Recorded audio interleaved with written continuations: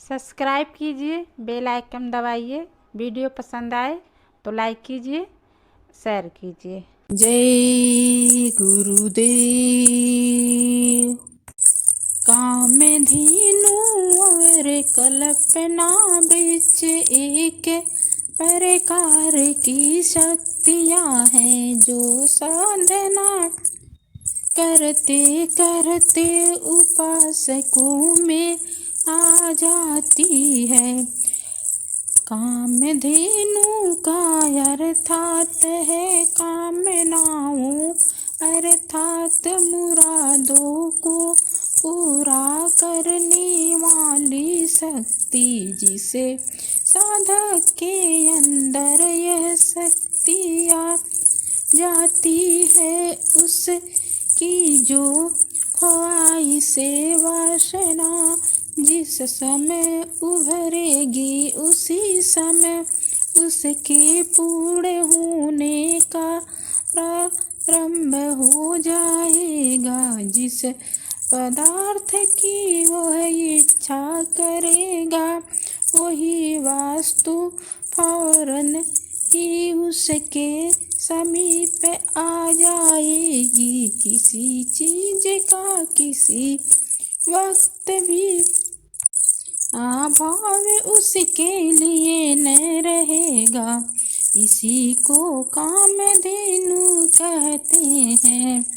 दूसरी शक्ति कल्पना वृक्ष कहलाती है। यह कल्पना शक्ति है उसके उभरने पर मन की कल्पनाओं में यह ताकत आ जाती है कि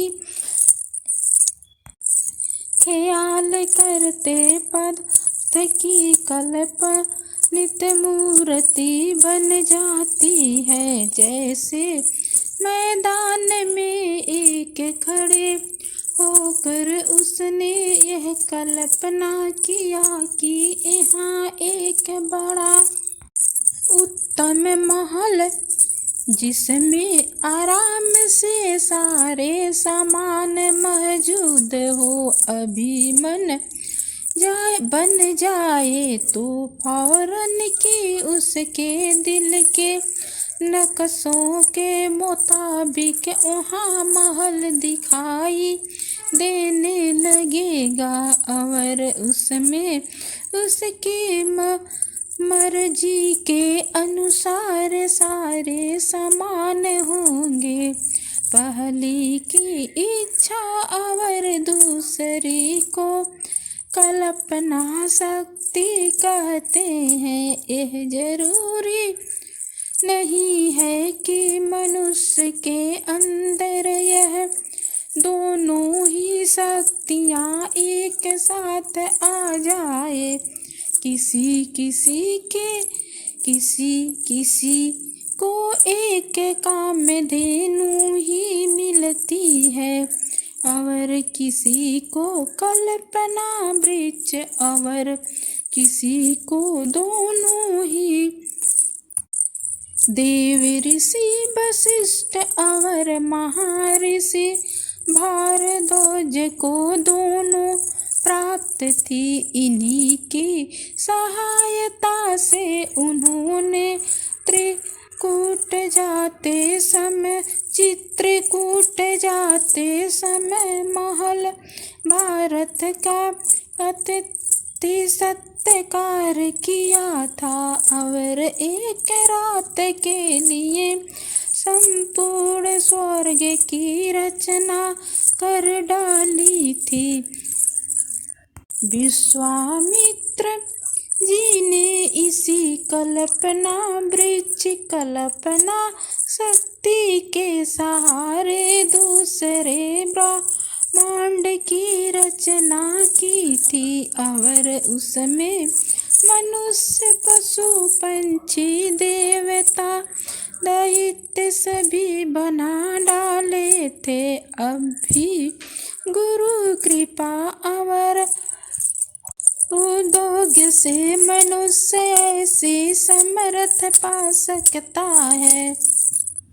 सबसे बड़ा अंतर स्वभाव परिवर्तन का होता है।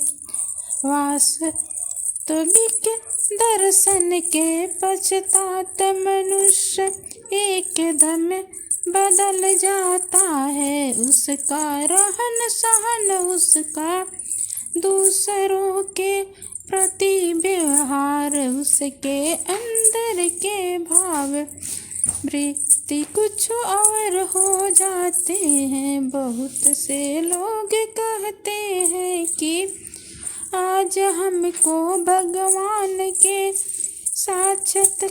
साक्षात्कार दर्शन हुआ, परंतु आगे चल के स्वभाव और व्यवहार वैसा ही दिखाई दे जैसा कि पहले था। तो समझ लेना चाहिए कि यह दर्शन नहीं, कल्पना थी। कई लोग ऐसे ही डिंगे मारते हैं और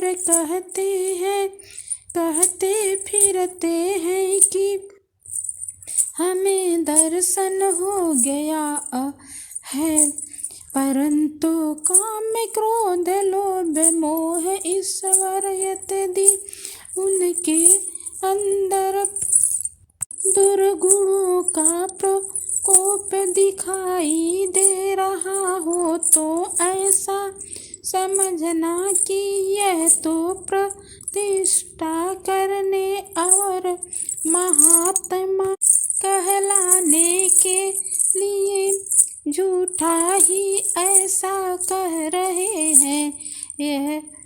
यह शुद्ध भाव से ऐसा कहते हैं तो अपनी कल्पित मूर्ति से ही उन्हें धोखा हुआ है। दर्शन के बाद मनुष्य देव समान हो जाता है और गुणों के लिए उसके अंदर स्थान नहीं रहता। शक्ति और तृणा रहती उसका मन बन जाता है। यह सब ऐसे भेद हैं जिनमें साधकों को अपनी जांच करने में आसानी हो जाती है। धोखा खाकर अटके रहने में अपनी ही हानि होती है। इसीलिए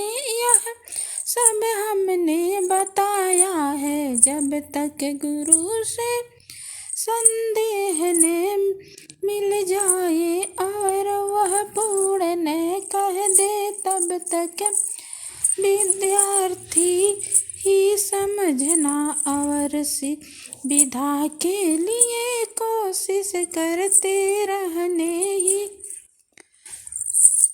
में ही भलाई है होती है। अहंकार आ गया तो हानि ही हानि है। इस दैत्य से बहुत बचने की जरूरत है। आगे उपासना का वह मुख्य साधन जिससे रीझ कर भगवान वश में होते हैं और दर्शन देते हैं बतलाएंगे। पर गुरु प्रसन्नता पर दर्शन स्थित होगा। बेगर गुरु के बिना दर्शन सदा कल्पित होते रहेंगे और मन कभी स्थिर न होगा। अरे मन तू अनहद शब्दों को सुने